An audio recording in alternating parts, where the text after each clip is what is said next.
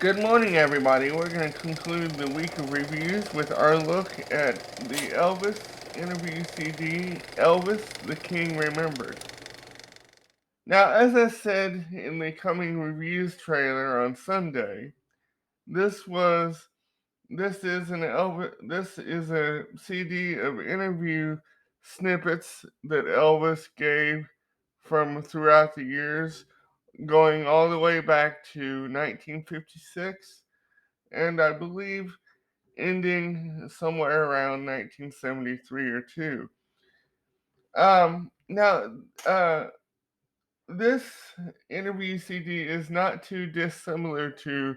the Rock Report series in that before each interview, there is some narration that gives a little background about the interview that you're about to listen to. Now, I I had um, not heard this CD in years until a couple months ago when I was putting it on the computer because I have all my music stored on the computer. Um, and uh, I believe it came with one of my Elvis books, if I remember right, and I had never gotten a chance to hear the CD. Um, for for a couple years, and I was I love it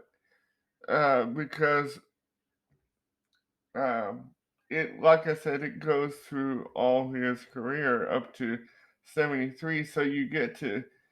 hear not only how Elvis advances, but how much the quality of the quality of the interview recordings advance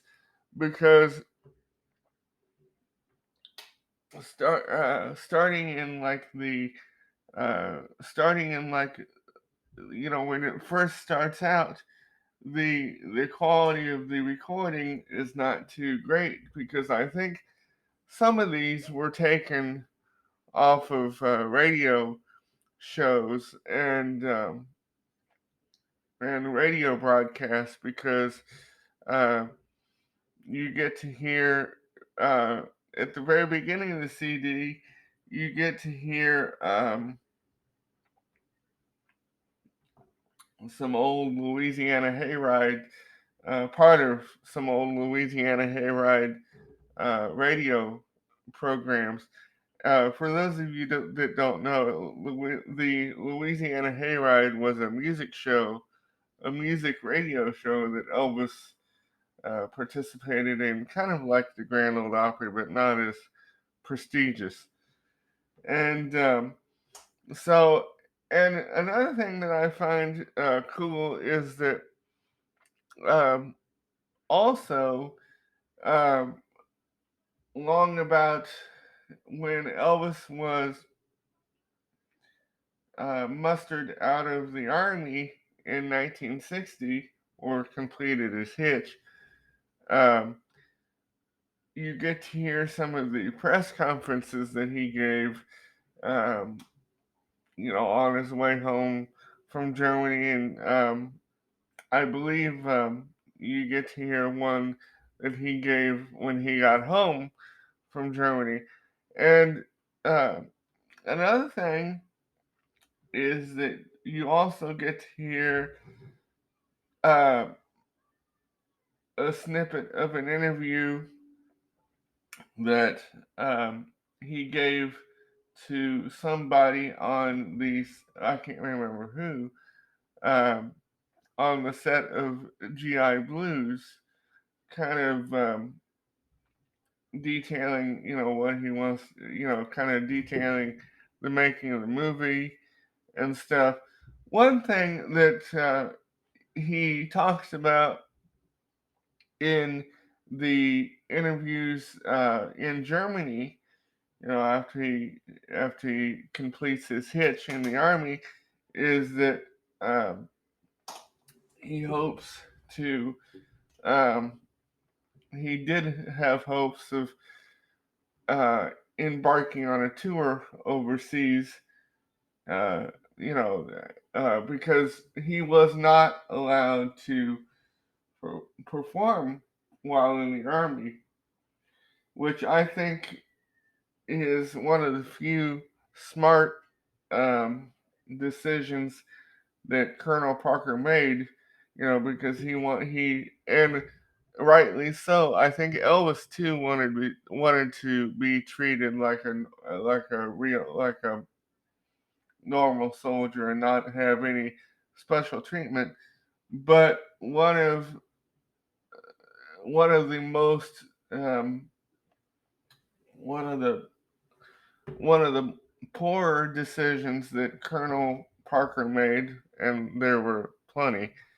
um, was that he did not let Elvis um,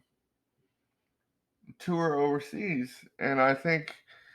in hindsight, especially after listening to these interviews, Elvis, um, you know, was disappointed by that um, decision all his life because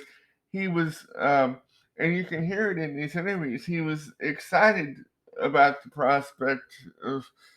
of touring overseas, and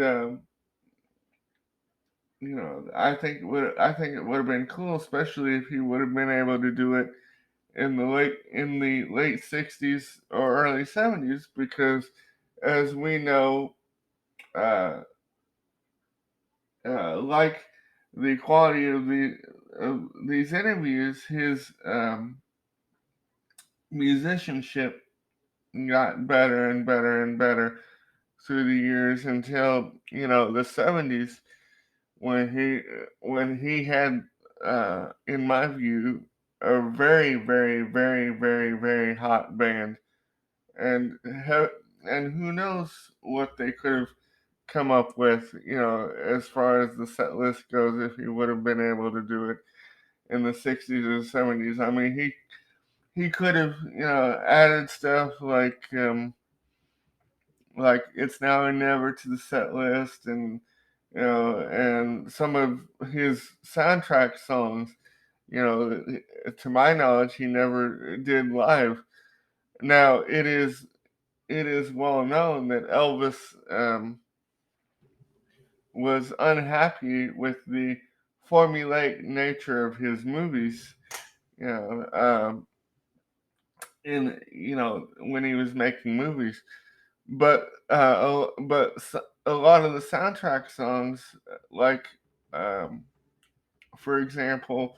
the songs from Frankie and Johnny were good, and they would have translated extremely well to the stage. And so anyway, um, but and then something else that the narrator touches on this CD is that Elvis's humor really shines through on a lot of these interviews, um, especially um, on one of the 70s interviews, which I believe was a press conference that he gave before, I want to say, the Madison Square Garden concert in 1972, uh, when he was asked about his the way he dresses on stage, or no, when he was asked about some of the his early recordings, and he commented that they sounded funny, meaning that I guess the way they were recorded and the fact that he was so young and green as a singer, I think he kind of looked back on those and kind of laughed at the way he sounded. And one more thing um, I wanted to touch on is that Some of these interviews were used in documentaries throughout the years. Like uh, there's one portion of an interview that he gave in the 70s, uh, where he talks about going up to the hotel room and singing gospel after the shows in Vegas. And that was used in several interviews, or in several documentaries. I can think of two. Uh, it was used in the documentary on his gospel music, or his gospel roots, called "He Touched Me," which we will be, um, which we will be reviewing also a little farther down the line. And it was also used in the documentary Elvis by the Presleys, I think, which we will also be reviewing. And so, I hope you enjoy this, and I give it 5 stars.